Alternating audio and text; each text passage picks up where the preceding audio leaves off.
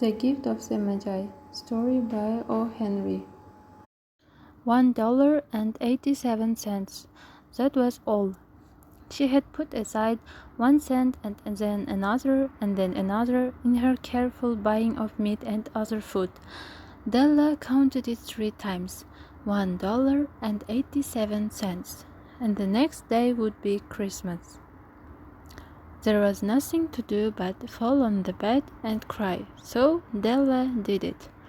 While the lady of home is slowly growing quieter, we can look at the home. Furnished rooms at a cost of $8 a week. There is little more to say about it. In the hall below was a letter box too small to hold a letter. There was an electric bell, but it couldn't make a sound. Also, there was a name beside the door, Mr. James Dillingham Young. When the name was placed there, Mr. James Dillingham Young was being paid $30 a week. Now, when he was being paid only $20 a week, the name seemed too long and important. It should perhaps have been Mr. James D. Young, but when Mr. James Dillingham Young entered the furnished rooms, his name became very short indeed. Mrs. James Dillingham Young put her arms warmly about him and called him Jim. You have already met her. She is Della. Della finished her crying and cleaned the marks of it from her face. She stood by the window and looked out with no interest. Tomorrow would be Christmas Day, and she had only $1.87 with which to buy Jim a gift.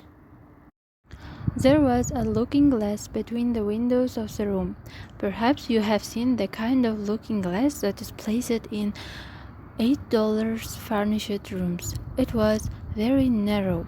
A person could see only a little of himself at a time. However, if he was very thin and moved very quickly, he might be able to get a good view of himself. Della, being quite thin, had mastered this art. Suddenly she turned from the window and stood before the glass.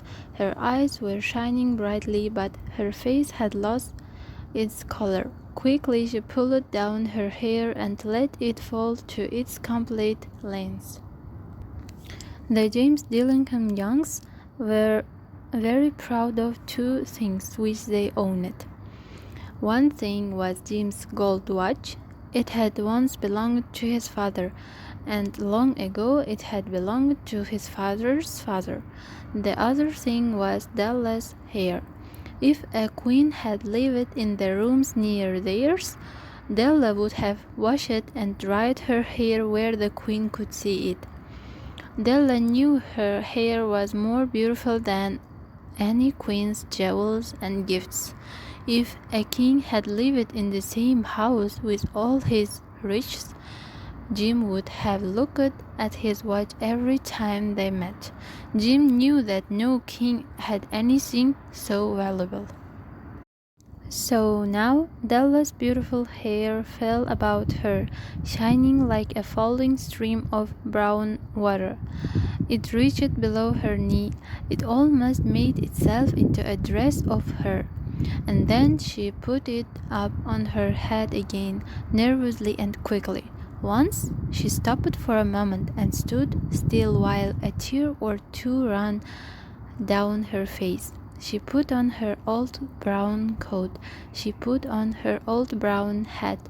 With the bright light still in her eyes, she moved quickly out the door and down the street. Where she stopped, the sign said, Mrs. Sofronie, hair articles of all kinds. Up to the 2nd floor Della ran and stopped to get her breath. Mrs. Sofronie, large, too white, cold-eyed, looked at her. Will you buy my hair? asked Della. I buy hair, said Mrs. Sofronie. Take your hat off and let me look at it. Down fell the brown waterfall. $20, said Mrs. Sofronie. lifting the hair to feel its weight. Give it to me quick, said Della. Oh, and the next 2 hours seemed to fly. She was going from one shop to another to find a gift for Jim. She found it at last. It surely had been made for Jim and no one else. There was no other like it in any of the shops, and she had looked in every shop in the city. It was a gold watch chain, very simply made. Its value was in its rich and pure material. Because it was so plain and simple, you knew that it was very valuable. All good things are like this. It was good enough for the watch. As soon as she saw it, she knew that Jim must have it.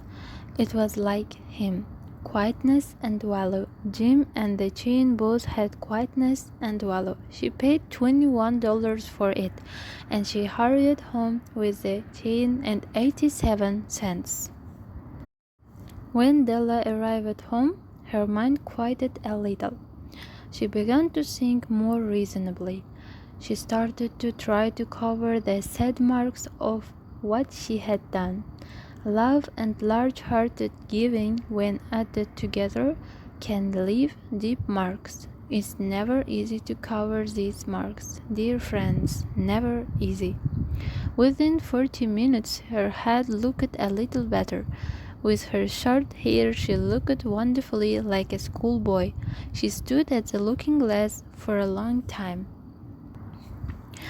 If Jim doesn't kill me, she said to herself, before he looks at me a second time, he'll say I look like a girl who sings and dances for money.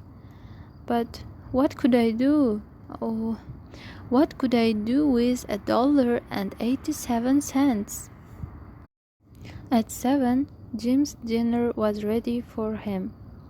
Jim was never late. Della held the watch chain in her hand and sat near the door where he always entered.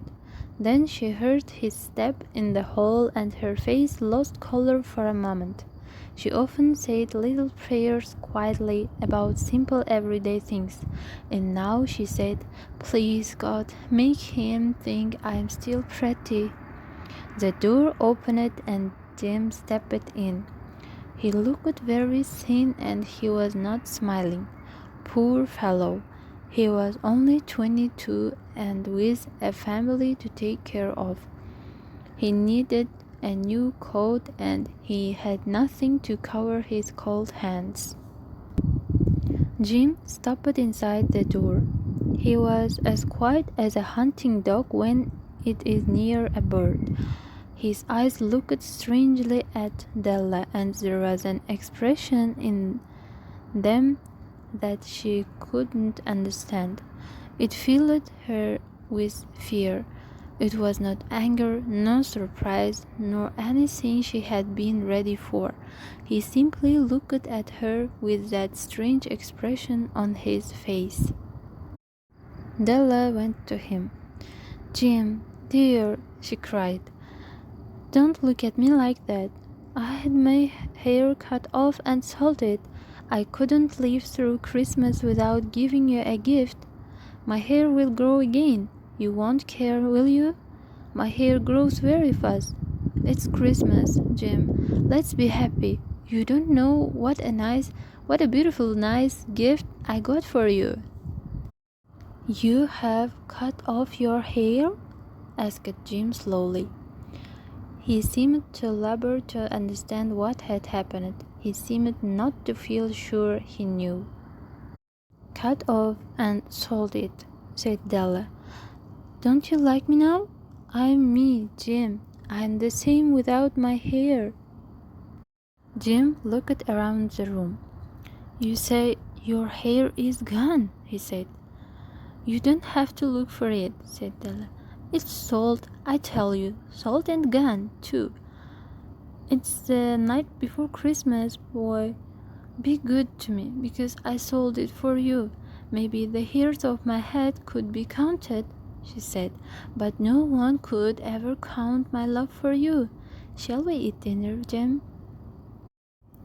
Jim put his arms around his Della. For 10 seconds, let us look in another direction. $8 a week or $1,000,000 a year, how different are they? Someone may give you an answer, but it will be wrong. The Magi brought valuable gifts, but that was not among them. My meaning will be explained soon. From inside the coat, Jim took something tied in paper. He threw it upon the table. I want you to understand me, Dell, he said. Nothing like a haircut could make me love you any less. But if you will open that, you may know what I felt when I came in. White fingers pulled off the paper, and then a cry of joy, and then a change to tears. For there lay the combs that Della had seen in a shop window and loved for a long time. Beautiful combs with jewels, perfect for her beautiful hair. She had known they cost too much for her to buy them. She had looked at them without the least hope of owning them. And now they were hers, but her hair was gone. But she held them to her heart, and at last was able to look up and say, "My hair grows so fast, Jim." And then she jumped up and cried, "Oh, I totally forgot it." Jim hadn't yet seen his beautiful gift. She held it out to him in her open hand. The gold seemed to shine softly as if with her own warm and loving spirit. "Isn't it perfect, Jim? I hunted all over the town to find it. You will have to look at your watch 100 times a day now. Give me your watch. I want to see how they look together." Jim sat down and smiled. "Della," said he, "let's put our Christmas gifts away and keep them a while. They're too nice to use now.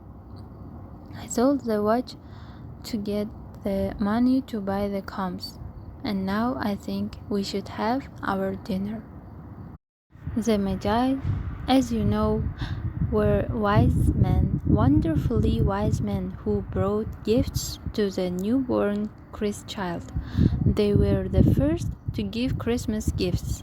Being wise, their gifts were doubtless wise ones, and here I have told you the story of two children who were not wise. Each sold the most valuable things he owned in order to buy a gift for the other. But let me speak a last word to the wise of these days. Of all who give gifts, these two were the most wise. Of all who give and receive gifts, such as they are the most wise. Everywhere they are wise ones. They are the Magi.